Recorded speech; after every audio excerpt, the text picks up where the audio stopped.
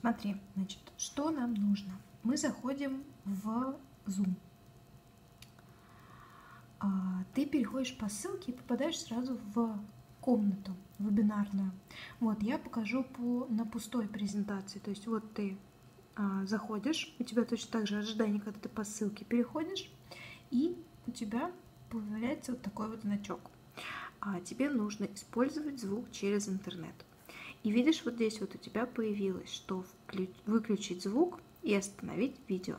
Если ты нажимаешь «Остановить видео», мы тебя видим вот так вот, то есть твоего изображения не видно. При всем при этом, если листать вот сюда, в эту сторону, то ты увидишь всех девочек, которые есть в данный момент в вебинарной комнате.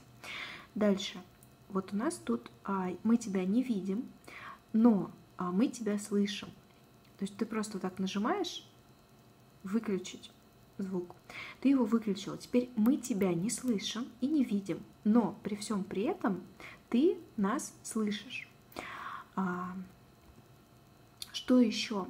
Вот здесь вот сверху, то есть для того, чтобы вызывать какие-то команды, тебе просто нужно тыкнуть на экран, и у тебя появляются разные штуки. Вот это Bluetooth соединение. То есть если ты слушаешь через наушники, у тебя вот тут вот должна быть гарнитура твоя. Если ты хочешь через динамики телефона слушать, то у тебя будет тут телефон, название.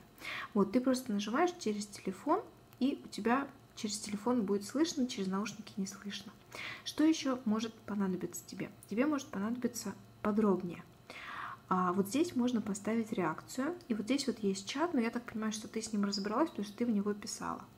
Отключить звук.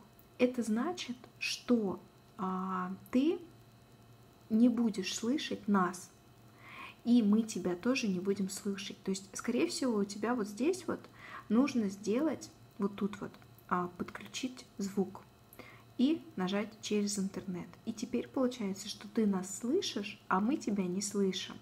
Вот так и вот так мы тебя будем слышать и видеть. Вот так мы будем тебя только слышать. Вот. Можно еще сделать вот так, когда тебя видно, но при всем при этом тебя не слышно. То есть это мы используем как раз-таки на вебинарах. То есть тот человек, который говорит, у него микрофон включен, а все люди, которые у нас есть, у них включено только видео, а микрофон выключен для того, чтобы не перебивать спикера. Вот, ну и в принципе все.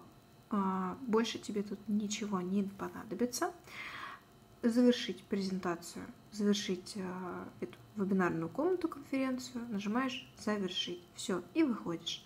У тебя по этой ссылке ты просто выходишь и попадаешь в основное свое. Вот.